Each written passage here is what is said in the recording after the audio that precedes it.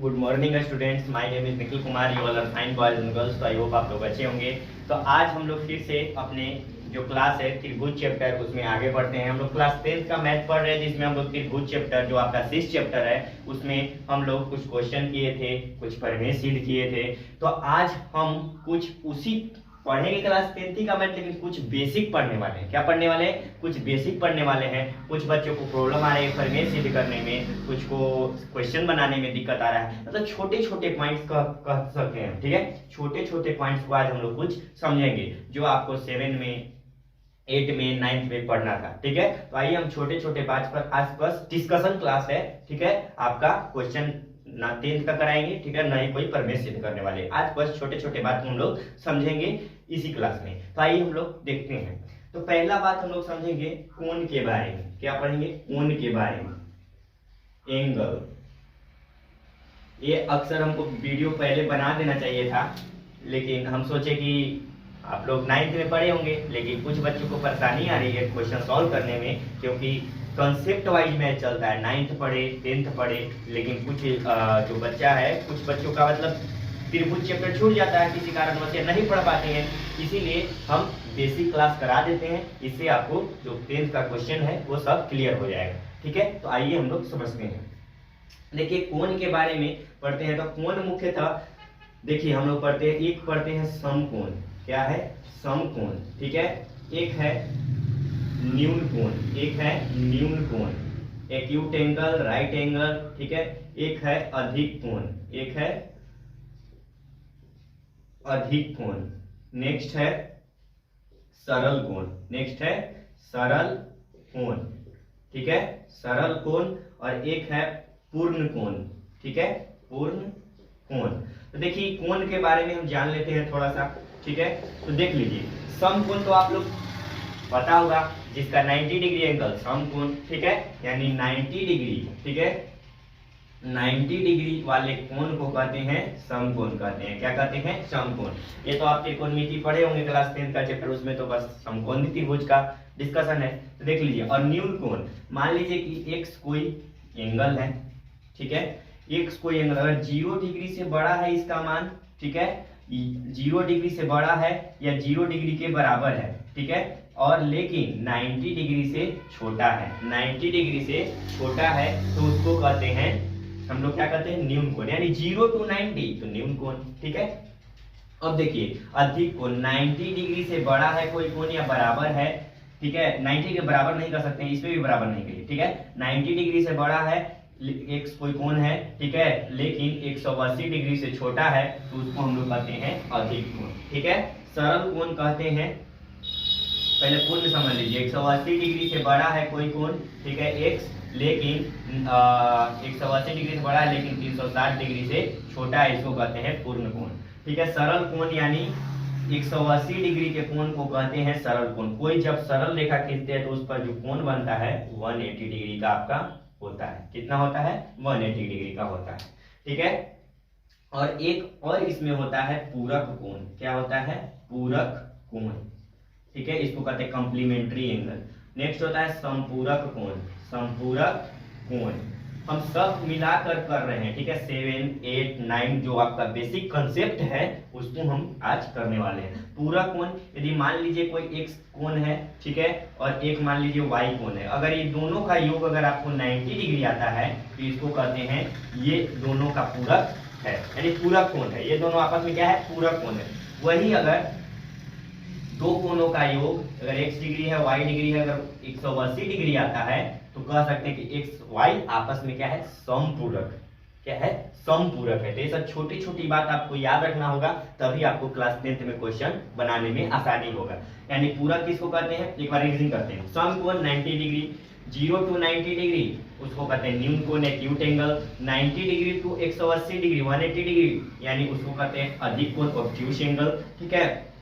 180 degree सरल कोण, ठीक है। पूर्ण कोण complete angle 180 degree to 360 degree के बीच में अगर रहेगा तो आपका हो जाएगा पूर्ण कोण। अगर दो कोणों का योग अगर 90 डिग्री आता है तो दोनों आपस में पूरक है।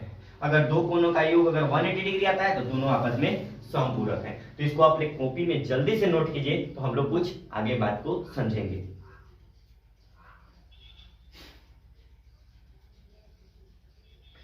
तो आई होप आप लोग इसको लिख लिए होंगे। तो हम लोग आगे चलते हैं। यही है आपका बेसिक कंसेप्ट, इसको आप याद रख लेना है, एकदम याद ही कर लेना है, तब आपको क्वेश्चन बनाने में दिक्कत नहीं होगा।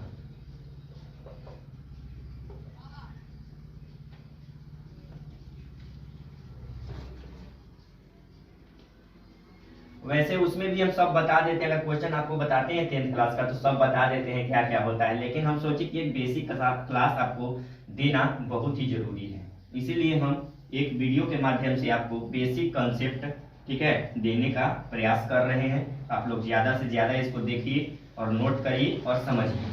अब तो हम लोग कोण के बारे में समझ लिए, यही मुख्यतः कोण था, और होगा लेकिन ये आपका मेनली जरूरी था, इसी वजह से आपको बता दिए।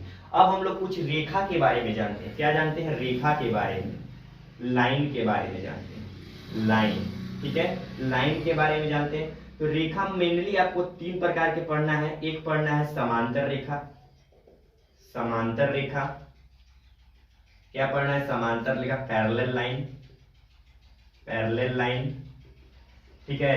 एक पढ़ना है आपको प्रतिच्छेदी रेखा, प्रतिच्छेदी रेखा, ठीक है, प्रतिच्छेदी रेखा यानी कट लाइन, कट में कट कर रहा है, प्रतिच्छेद कर रहा है, ठीक है। एक पढ़ना है आपको प्रतिच्छेदी हो गया। एक पढ़ना है संपाती रेखा, क्या पढ़ना है? संपाती रेखा, संपाती रेखा, ठीक है, क्या पढ़ना है? संपाती रेखा। तो देखिए यहाँ पे आपको बता देते हैं, शॉर्ट में बता देते हैं, देख लीजिए, इसको हटा देते हैं, हम इंग्लिश का कोई जरूरत नहीं है, बस याद रखना है सब पैरेलल लाइन, कट लाइन, संपाती, ठीक है। तो देख लीजिए, समांतर रेखा, प्रतिच्छेदी रेखा और संपाती रेखा के बारे में समझिए।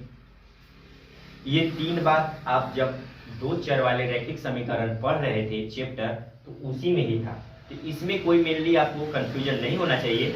देखिए समांतर रेखा यानी ये देखिए है आपका समांतर रेखा, क्या है? समांतर रेखा, ठीक है, ये है समांतर रेखा। जो कहीं पर भी नहीं मिले उसे समांतर रेखा कहते हैं। क्या कहते हैं? समांतर रेखा कहते हैं, ठीक है। अब देखिए ये प्रतिच्छेदी रेखा है, मान लीजिए कि इधर से आ रहा है और एक इधर से जो है यहाँ पे कट कर दिया, तो यहाँ पे जो प्रतिच्छेद के जो हमारा नाम पी देते थे यही है प्रतिच्छेदी रेखा, ठीक है। यानी 2 रेखा आपस में एक जगह बिंदु पर मिल गया, कट कर दिया। संपाती का मतलब है, देखिए एक ही पर, मान लीजिए एक रेखा ये है और इसी पर एक और रेखा है, तो उसको कहते हैं हम लोग संपाती रेखा। क्या कहते हैं? संपाती रेखा। तो मेनली यही 3 रेखा आप जानिएगा तो आपको क्वेश्चन बनाने में दिक्कत नहीं होगा। तो इसको भी आप लोग कॉपी में अपने नोट कर लीजिए, तो हम लोग कुछ आगे बढ़ेंगे।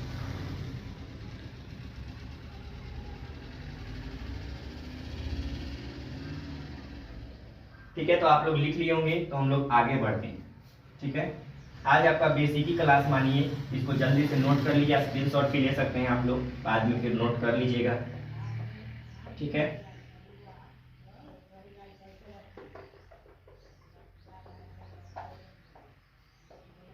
अब हम लोग पढ़ेंगे इंटरनल एंगल, अब एक्सटर्नल एंगल, नाम सुने तो नहीं होंगे, यानी अंतः कोण और बाह्य कोण, ठीक है। एकांतर कोण भी, अंतः एकांतर कोण आप नाम तो सुने ही होंगे, एक सुने होंगे एकांतर कोण, एकांतर कोण, ठीक है, ये बहुत वीवीआई है। दूसरा होता है अंतः, लगा देते हैं इसमें, एक्सटर्नल, सॉरी इंटरनल, अंतः एकांतर कोण, अंतः एकांतर कोण। एक होता है बाह्य एकांतर कोण, क्या होता है? बाह्य एकांतर कोण, एकांतर कोण, ठीक है, इसको कहते हैं बाह्य एकांतर कोण, ठीक है। और एक आपका होता है संगत कोण, क्या होता है? संगत कोण। तो देखिए अब एक फिगर लेंगे और उसी से आपको समझाने का प्रयास करेंगे चारों कोण, ठीक है। एक ही मतलब फिगर से आपको समझाने का प्रयास करेंगे और आपको समझ में आ जाएगा। देखिए देखिए मान लीजिए कि एक यहाँ रेखा खींचते हैं और इसके समानांतर हम एक और रेखा खींचते हैं, ठीक है। यहाँ से एक तिर्यक रेखा खींच देते हैं, ठीक है। अब देखिए यहाँ पे एक एंगल बनता है, यहाँ पे एक एंगल बनता है, यहाँ भी बनता है, यहाँ भी बनता है, यहाँ भी, यहाँ भी, यहाँ भी, यहाँ भी। इसका नाम दे देते हैं ए बी, इसका नाम दे देते हैं सी डी, इसका नाम दे देते हैं पी क्यू आर एस, ठीक है, ये नाम दे दिए। ठीक है, ए बी सी डी, इसका नाम दे देते हैं ए बी और इसका नाम दे देते हैं पी क्यू। ठीक है, ए बी नाम दे दी, इसका नाम दे दिए पी क्यू। चलिए कोई दिक्कत नहीं है, नाम से क्या लेना देना, इसका नाम एम, इसका नाम देते हैं एन। ठीक है, तो देख लीजिए, पहले हम लोग समझते एकांतर कोण। एकांतर कोण का कहने का मतलब है, एकांतर कोण मतलब देखिए यहाँ पे एक लाइन खींचते हैं यहाँ पे ऐसे, ठीक है, यहाँ पे एक लाइन खींचते हैं, यहाँ से एक तिर्यक रेखा खींचते हैं, तो इसका एकांतर मतलब तिरछा। ठीक है, क्या है, तिरछा, तिर्यक, तिर्यक रेखा पर बना कोण को एकांतर कोण कहते हैं। यानी इसका ये देखिए तिर्यक रेखा यहाँ पे हो गया, इसका ये, ठीक है, इसका हो जाएगा ये, ठीक है, मतलब तिरछा। ठीक है, तिरछा बने कोण को क्या कहते हैं, एकांतर। क्या कहते हैं, एकांतर। ठीक है, तो अब देखिए, अब इसी में है अंतः एकांतर कोण, मतलब अंदर का एकांतर। तो देखिए इसमें अंदर का पार्ट आपको क्या नजर, ये बाहर है, ये अंदर है। ठीक है, तो इसमें अंदर का कोण है अंतः एकांतर कोण, उसका नाम देखिए लिख देते हैं, एंगल सी है, एंगल डी है अंदर। इसमें अंदर क्या है, तो देख लीजिए इसमें एंगल आर है और एंगल एस है। ठीक है, यही है अंतः एकांतर कोण। क्या है, अंतः एकांतर कोण। इसमें हम लिख दिए, देखिए angle C, angle D, angle R, angle S. अब देखिए बाह्य एकांतर कोण मतलब ये लाइन के बाहर का कोण बाह्य एकांतर और लाइन के अंदर का कोण अंतः एकांतर। ठीक है, तो बाह्य एकांतर में देख लीजिए, बाह्य एकांतर में आपका क्या है, एंगल ए है, एंगल बी है, और इसमें इसका बाहर ये ना हुआ, ये मत समझिए कि ये सब अंतः में है तो अंदर होगा, ऐसे नहीं होता है। इसका लाइन का बाहर ये, अंदर ये, इसका लाइन का ये देखिए बाहर ये, अंदर ये। ठीक है, इसका बाहर ये, अंदर ये, तो जो अंदर वो अंतः एकांतर, जो बाहर वो बाह्य एकांतर। इसका हो जाएगा एंगल आर, सॉरी इसका एंगल हो जाएगा P और एंगल Q, इसका हो जाएगा बाह्य एकांतर कोण। ठीक है, इस रेखा का ये हो जाएगा, इसका ये, यानी कुल मिला के ये देखिए अंतः है तो अंतः एकांतर, ये बाह्य एकांतर। ठीक है, अब देखिए क्या है, संगत कोण। ठीक है, ये बहुत इंपॉर्टेंट है आपका संगत कोण। मतलब संगत कोण का मतलब का कहने का मतलब बाह्य बाह्य, इसका अंतः अगर एंगल ए लेंगे, एंगल ए लेंगे तो ये है एंगल ए, देखिए यहाँ पे है, तो ये बाह्य है, बाह्य का बाह्य कोण है ना जी, तो बाह्य का ही बाह्य लेंगे हम, तो एंगल ए का संगत कोण जो है ना, एंगल ए का संगत कोण एंगल बी हो जाएगा, इसका संगत कोण क्या हो जाएगा, एंगल बी। अगर हम एंगल बी लेंगे तो इसका संगत आपको लेना पड़ेगा एंगल क्यू लेना होगा। ठीक है, अगर एंगल हम सी लेंगे तो इसका संगत हमको एंगल आर लेना पड़ेगा। ठीक है, समझ में आ रहा होगा। अंतः का अंतः मतलब संगत मतलब साथ में, देखिए आपको एक यहाँ पे लाइन खींचते देखिए, यही है अंत असंगत। ठीक है, अगर यहाँ पे हम एंगल क्यू लेंगे तो यहाँ पे एंगल हमको, यहाँ पे अगर सॉरी एंगल हम डी लेंगे, तो यहाँ पे एंगल हमको क्या लेना होगा, एंगल एस लेना होगा। क्या लेना होगा, एंगल एस लेना होगा। तो यही है संगत कोण, एकांतर कोण, अंतः एकांतर कोण और बाह्य एकांतर कोण। ठीक है, तो इसको भी आपको समझ लेना है बढ़िया से, और इसको भी आप लोग अगर चाहेंगे तो फिगर बनाकर या स्क्रीनशॉट ले लीजिए अपने कॉपी में, कहे कि बाद में अगर कंफ्यूजन हो, ठीक है, तो आप इसको एक बार रिवाइज करिए और आ जाएगा। ठीक है, इसको जल्दी से अपने कॉपी में नोट कर लीजिए।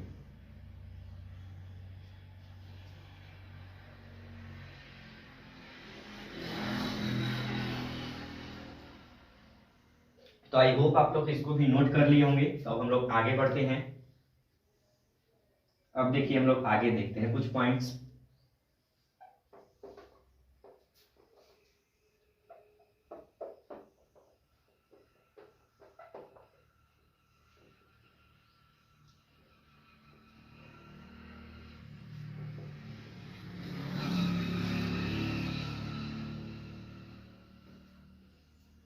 आपको ये चैनल पर मिलेगा क्लास 10th के ही प्लेलिस्ट में। ठीक है, क्योंकि क्लास 10th के ही मतलब हम त्रिभुज पढ़ा रहे थे, लेकिन मन में आया कि बेसिक कुछ बताना चाहिए, इसी वजह से हम आपका एक बेसिक क्लास नाम ही दे दिए हैं, बेसिक क्लास। ठीक है, ट्रिंगल है, क्लास 10th का है, बेसिक क्लास आपको दे दिए कि अगर जिनको कंफ्यूजन होगा वो समझ लेंगे।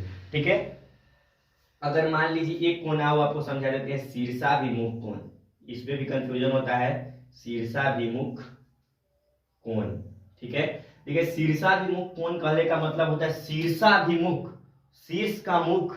देख लीजिए, मान लीजिए कि एक त्रिभुज हम ऐसे बना लेते हैं इधर, ठीक है, या कहीं लाइन पे आपको मिलेगा। और एक त्रिभुज मान लीजिए यहाँ पे ऐसे बना लेते हैं, ठीक है, एक त्रिभुज ऐसे बना लीजिए।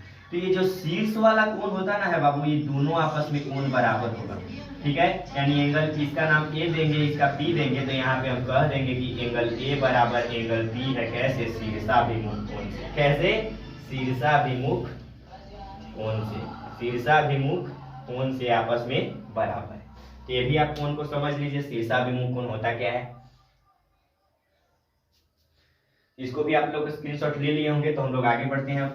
देखिए ये सब छोटी छोटी बात, ठीक है, आपको आएगा तो क्वेश्चन बनाने में आसानी होगा। यही सब छोटी छोटी बात नहीं आता है आप लोग के, और सोचते हैं कि क्वेश्चन बहुत टफ है। क्वेश्चन टफ नहीं होता है, आप लोग टफ उसको बना देते हैं, ठीक है।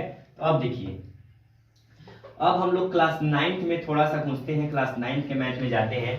और आपको, जब हम तो क्लास 10th में समरूप के बारे में पढ़ रहे हैं, तो हम लोग पूरा सर्वांगसम का जो शर्त होता है तो उसको समझते हैं। हम यहाँ पे हेडिंग ही डालते हैं, सर्वांग समता, सर्वांग समता के लिए शर्त, के लिए शर्त। देखिए, तो शर्त होता क्या है, सर्वांग समता के लिए शर्त क्या है।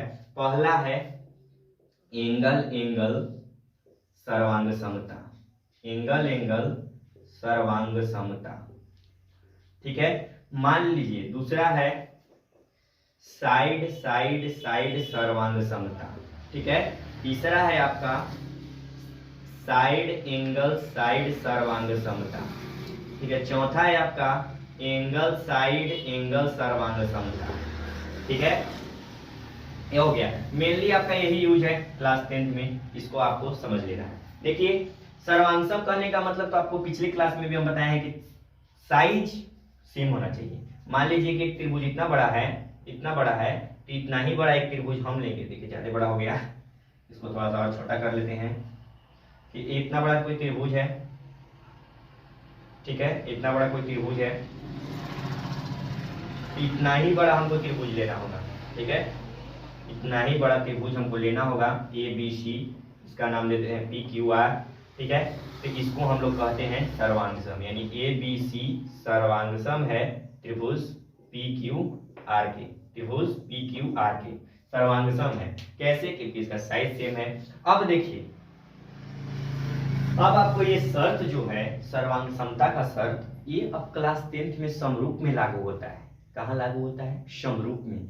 हम क्लास 10th में पढ़ रहे हैं कि दो त्रिभुजों की समरूपता से संबंधित हम लोग प्रमेय भी पढ़े हैं, थेल्स प्रमेय पढ़े हैं, थेल्स प्रमेय का विलोम पढ़े हैं, तो उसी में आपको ये यूज होने वाला है।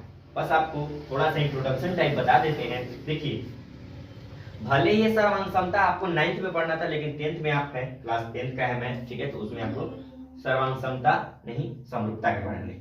मान लीजिए कि दो त्रिभुज है, इसका ए एंगल के बराबर, ए एंगल के बराबर, ए एंगल के बराबर, तो इसको कह देंगे कि अगर किसी त्रिभुज का तीनों एंगल के बराबर है, तो इसको कहेंगे एंगल एंगल सर्वांग समता, ठीक है, या समरूपता, ठीक है। अब देखिए, अगर ये भुजा है, भुजा अगर इसका भुजा के बराबर, ये भुजा के बराबर, ये भुजा के बराबर, तो इसको कहेंगे भुजा भुजा सर्वांग समता। और उसी प्रकार अगर यहाँ साइड एंगल साइड है, यानी एक भुजा और दो भुजा और एक कोण बराबर है, तो उसको कहेंगे साइड एंगल साइड समरूपता, ठीक है। साइज अगर सेम रहेगा तो सर्वांग समता, ठीक है।